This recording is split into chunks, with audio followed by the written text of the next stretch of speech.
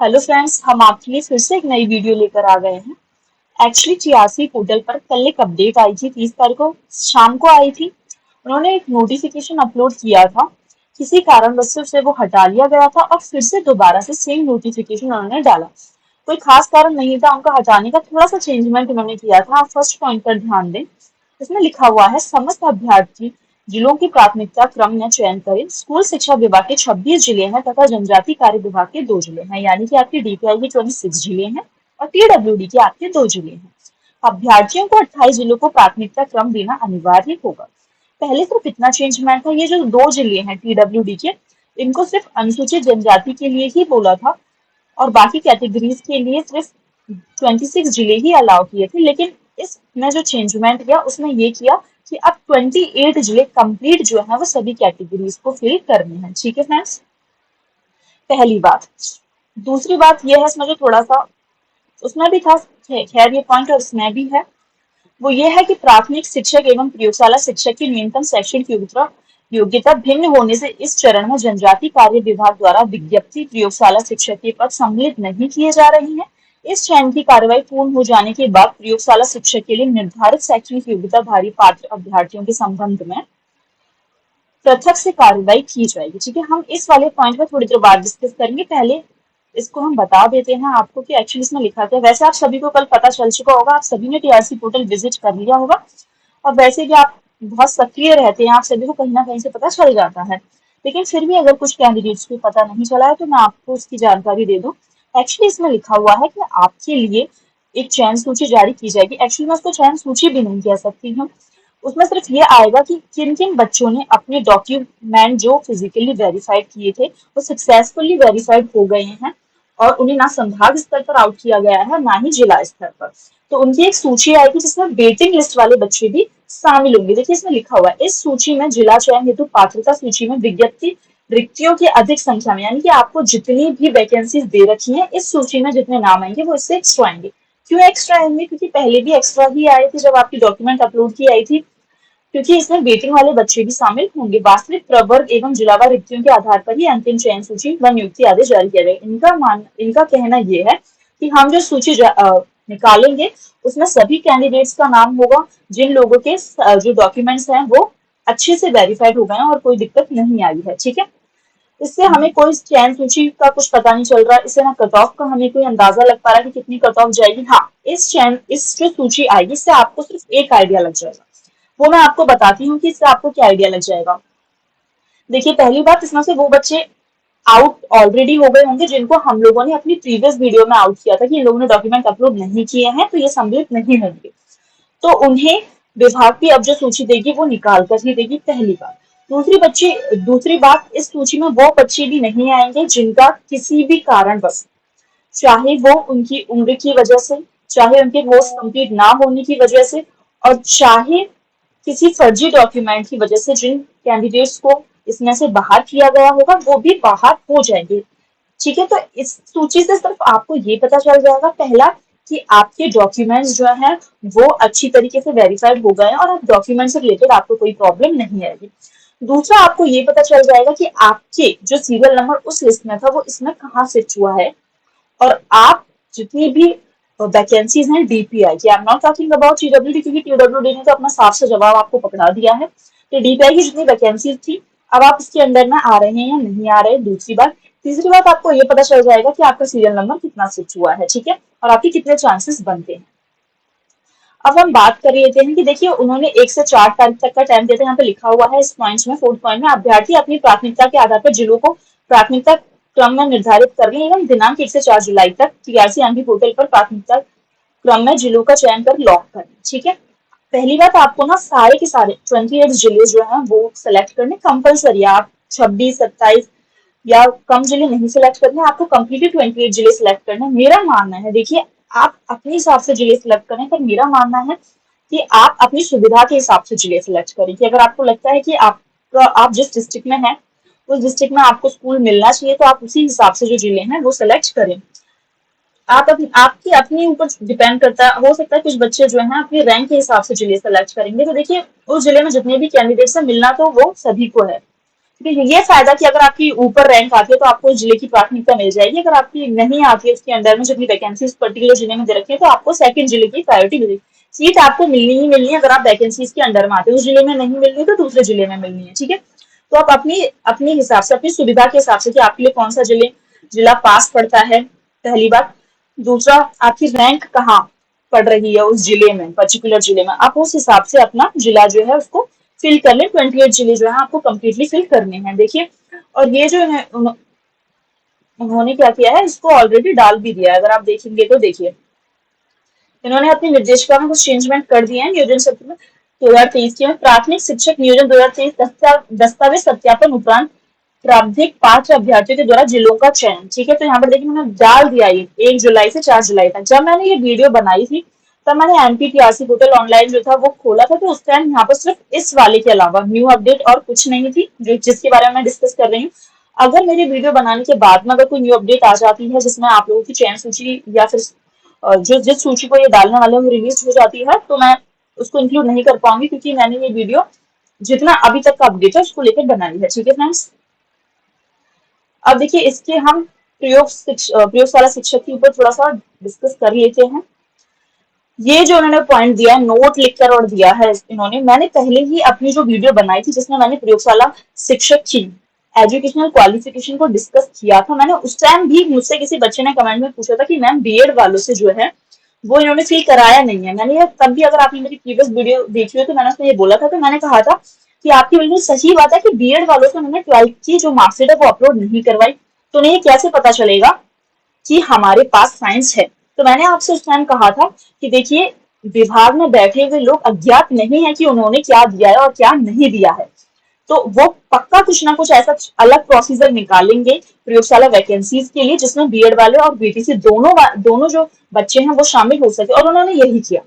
पहले जब उन्होंने नोटिफिकेशन निकाला तो उन्होंने कहा था हम संयुक्त काउंसलिंग करेंगे, लेकिन अब उनको देखिए उन्होंने क्या किया, बोला कि ठीक है अब क्योंकि हमें साइंस वाले बच्चे सेलेक्ट करने हैं तो अब बीएड वालों से भी हमने फिल करवाया नहीं है तो अब हम अपना ऐसा अलग से ही कर लेते हैं सारा काम। इन्होंने ये बहुत ही अलग चीज की, मुझे लगता है कि ये नहीं करनी चाहिए थी क्योंकि बहुत ज्यादा टिपिकल नहीं था इनके लिए। अगर ये चाहते उसी टाइम जब ये डॉक्यूमेंट अपलोड करवा रहे थे तो एक एक्स्ट्रा कॉलम ही बीएड वाले बच्चों के लिए ओपन कर सकते थे और वहां पे 12th की मार्कशीट अपलोड करवा सकते थे, पहली बात। दूसरी बात, अगर वो उन्हें साथ ही साथ अपलोड करवा लेते तो ऊपर के जितने भी बच्चे थे जिनके साइंस में अपने 12th क्लास में अच्छे मार्क्स थे,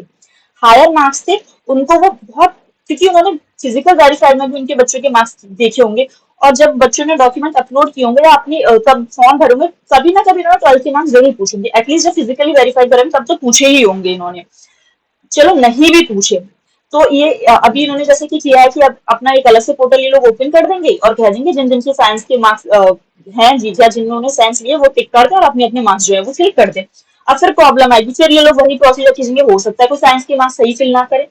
कोई गलत फिल कर दे, खैर अपलोड तो करवाएंगे, मार्कशीट अपलोड कराएंगे, उस हिसाब से खुद कैलकुलेट करेंगे बच्चों ने सही फिल किया है नहीं किया, लेकिन फिर भी इन्होंने सिर्फ कार्य को बढ़ाया है,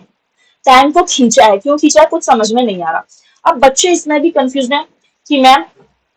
कुछ तो कह रहे हैं कि हमारे पास तो चलो साइंस है उसका हमें फायदा मिल गया कि हमारे जो ये वैकेंसीज हैं 600 करीब वैकेंसीज जो हैं उनमें हमें सम्मिलित होने का मौका मिल गया। अब आप खुद सोचिए क्या फायदा मिल गया आपको, मुझे तो नहीं लग रहा इस बेसिस पर आपको कोई फायदा मिल गया। अगर आप साइंस के कैंडिडेट है तो कितनी हजार आपकी अभी भी जो भर्ती हो रही है वो करीबन 7,000 समथिंग पर हो रही है और इसके 600,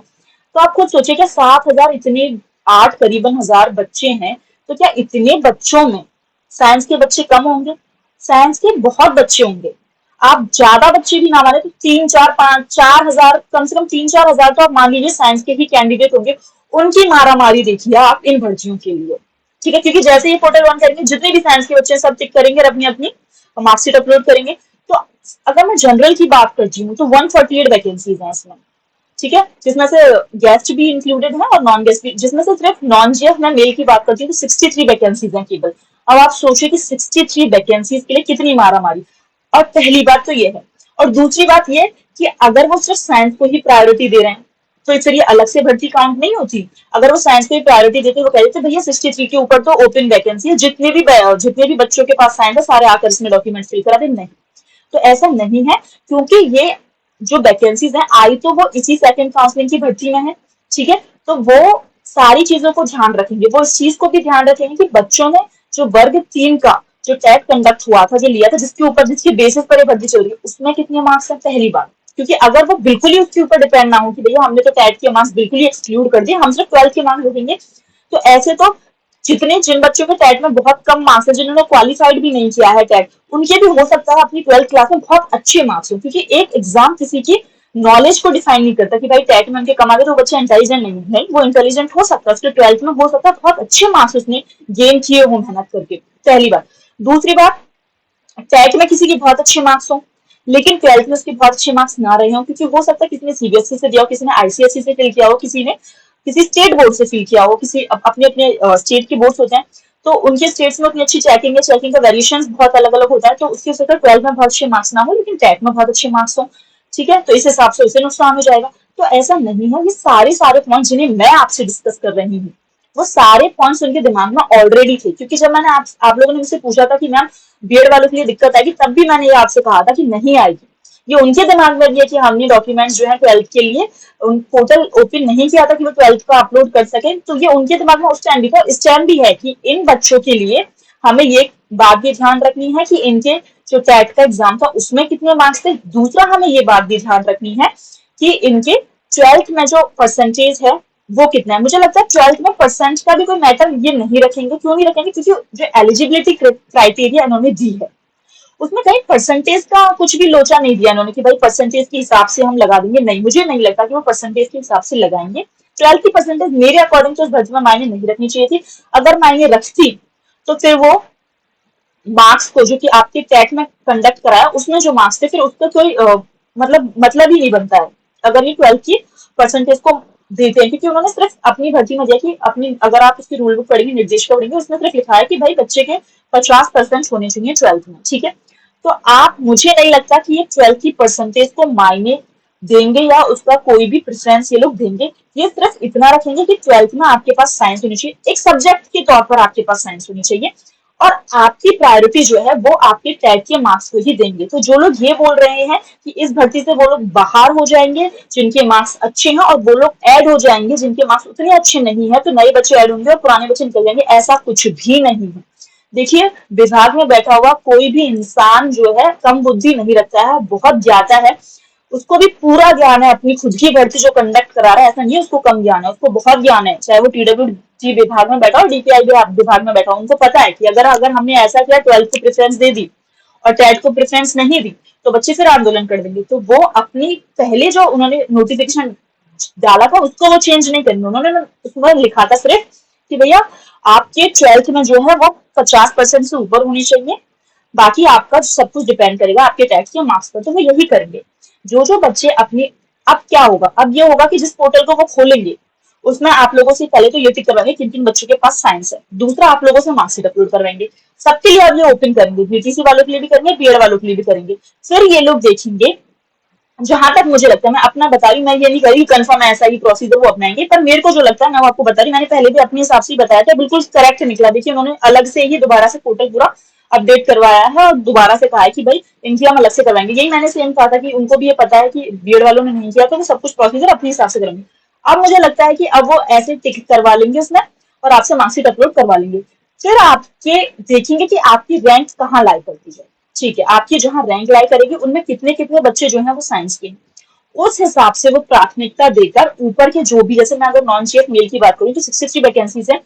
तो उन 63 बच्चों को जिन्होंने अपना टिक किया है उनको वो चुन लेंगे।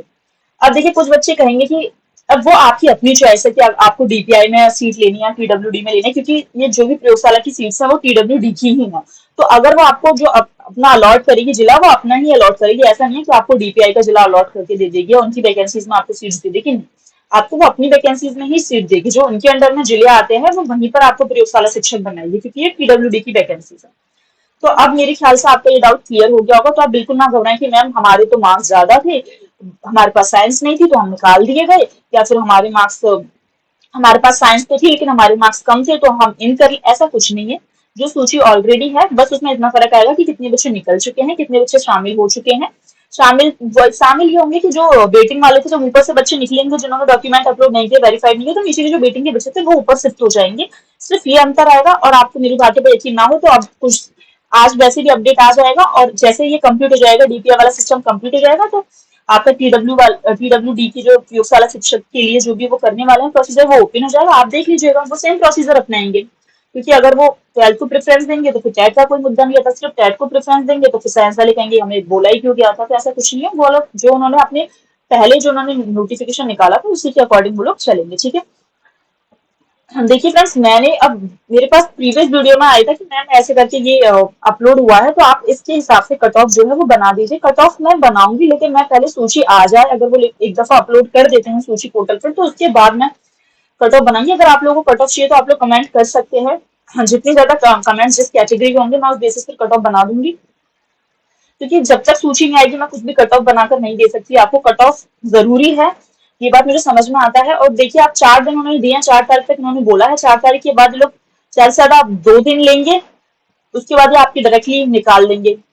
और जिला भरवाया जा रहा है, मुझे समझ नहीं आ रहा है इस काम को क्यों खींचा जा रहा है। जिला भरवा लिया, आपसे चयन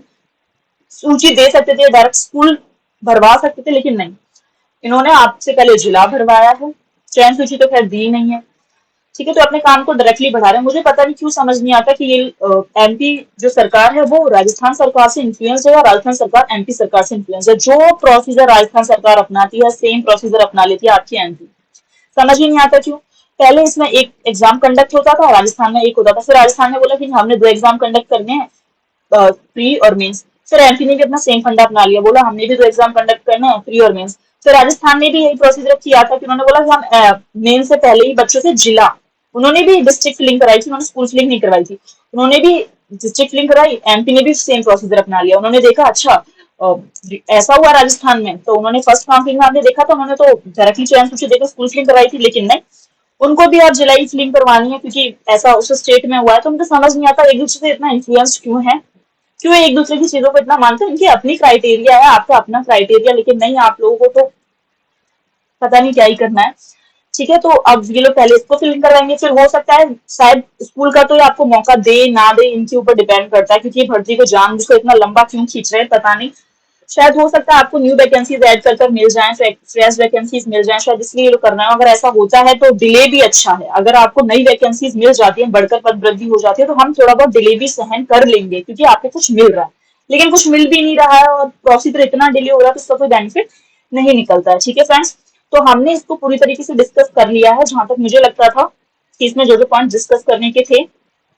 लेकिन फिर भी आप लोगों को क्वेरी है तो आप प्लीज कमेंट करें। कट ऑफ की मैंने ऑलरेडी आपको बता दिया है कि कट ऑफ हम तब बनाएंगे जब इस पर कोई न्यू अपडेट आ जाएगी, जो लिस्ट है वो अपलोड हो जाएगी, उसके बाद हम देखकर कट ऑफ बनाएंगे, ठीक है।